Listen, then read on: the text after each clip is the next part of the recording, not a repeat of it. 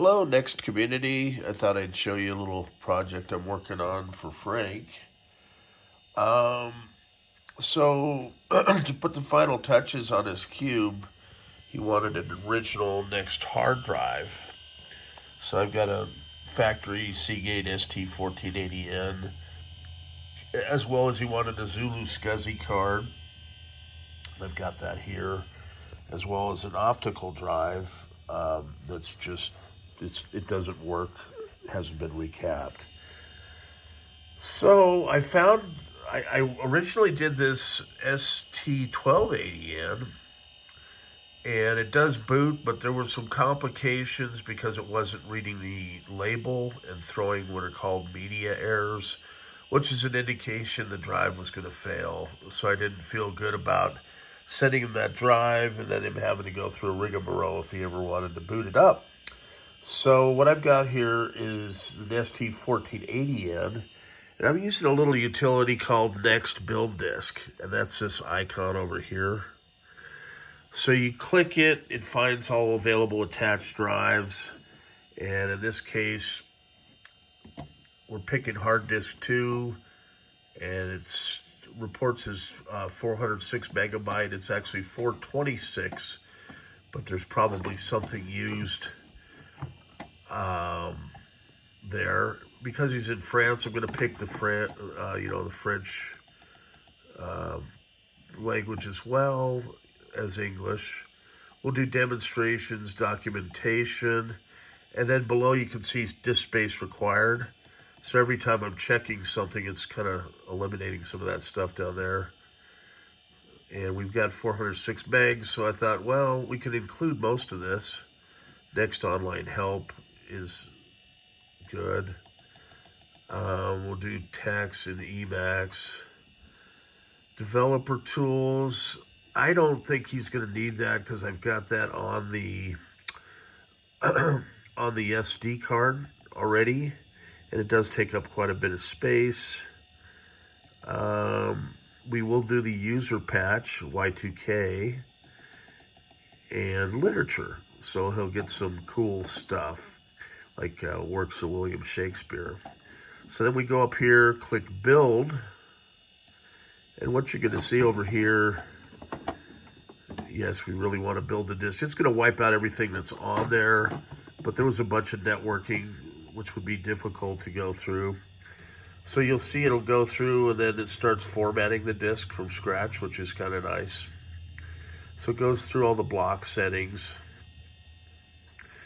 And once it gets that formatted, it's nice because it's doing a low-level format, writing a label for us. That was one of the issues with the previous drive, is it would not format. And in this panel, it was throwing up media errors.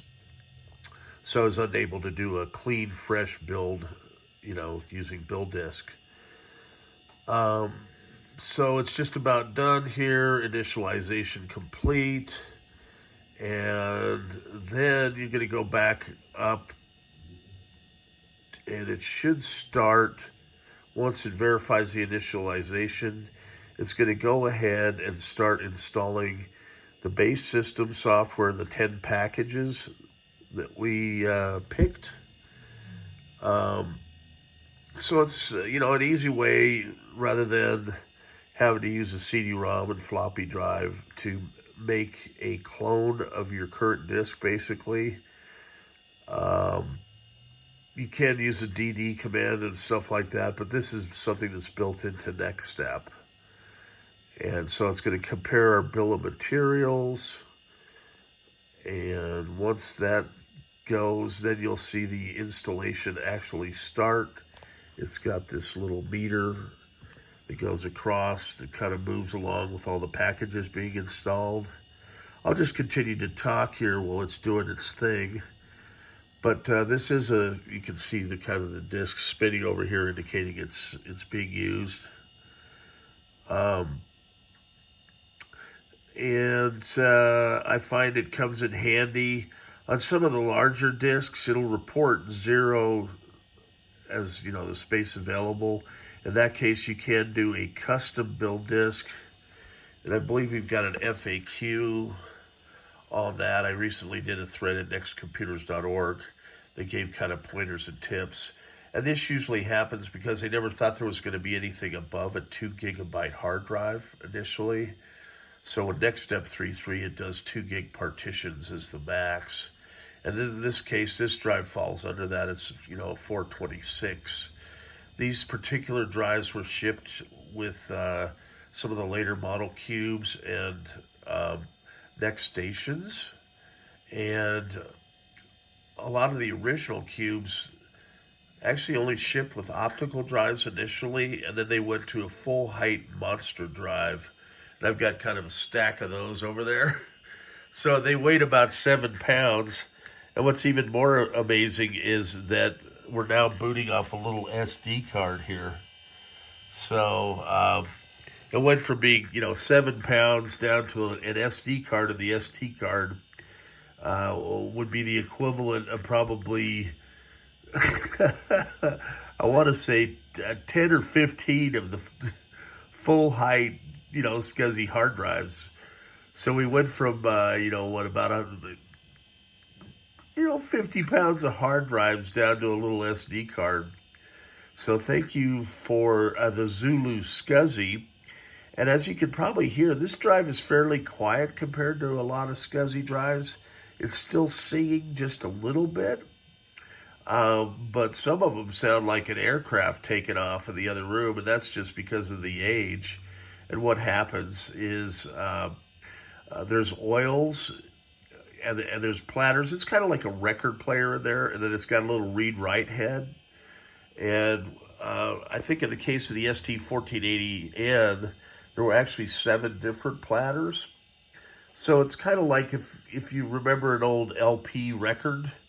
So it kind of picks from those platters and jumps up and down. And of course, as technology improved, they were able to store more and more data on the platters and narrow it down to just one. And then, of course, all went to flash drives, which are a lot faster. That's these little SD cards. So, amazing tech, the SCSI drives, the advantage it had over IDE is you could do what was called daisy chaining.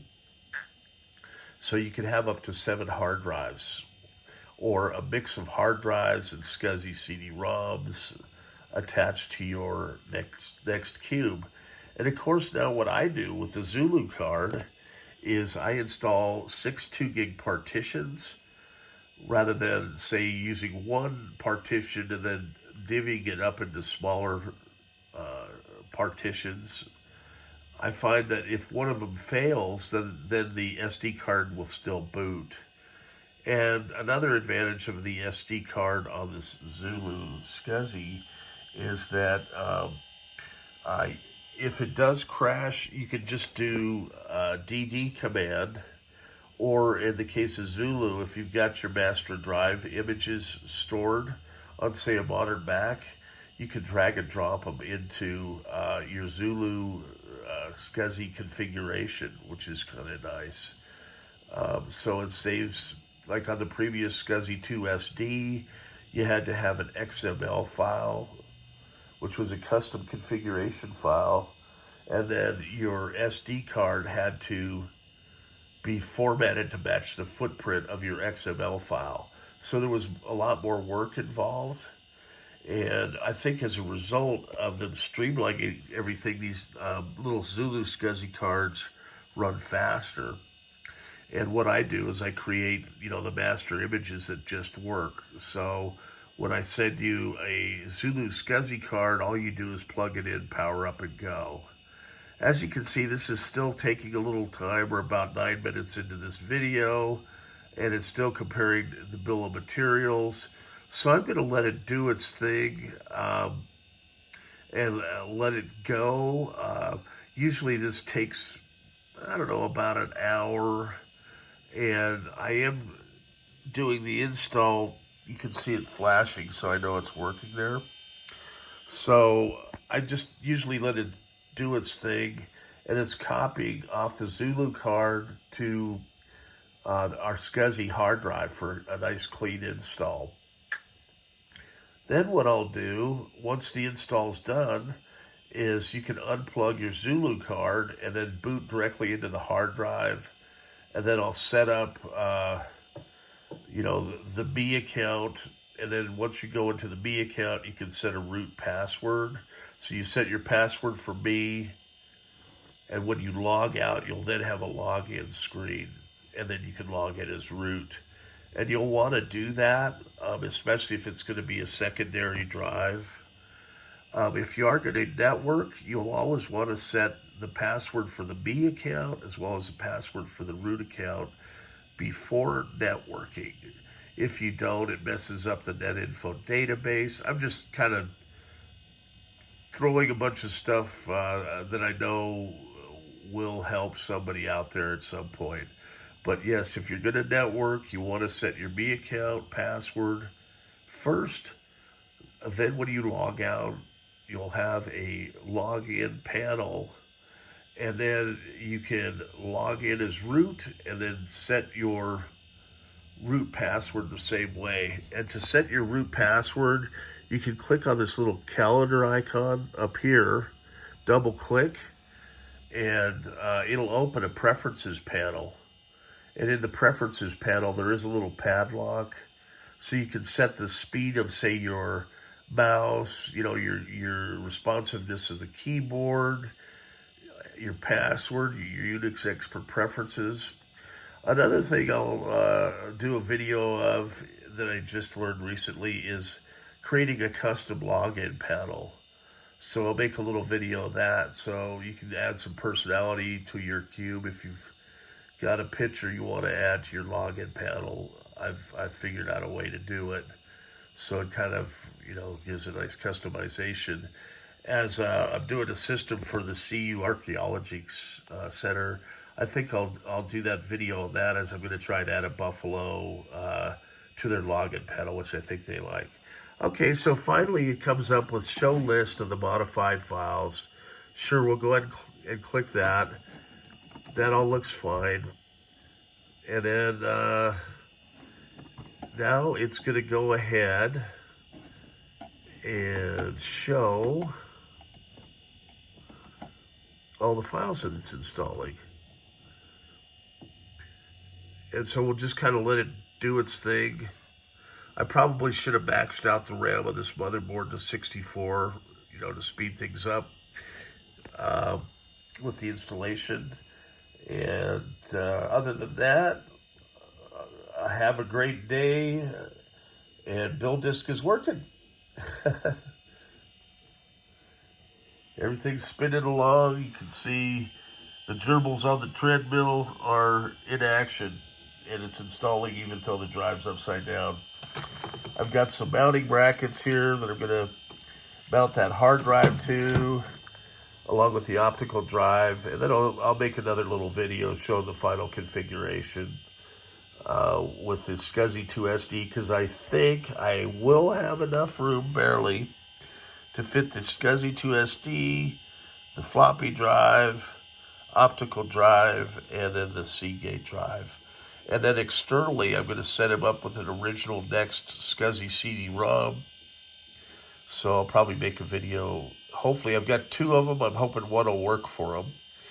And stay tuned. Always appreciate your business and patience.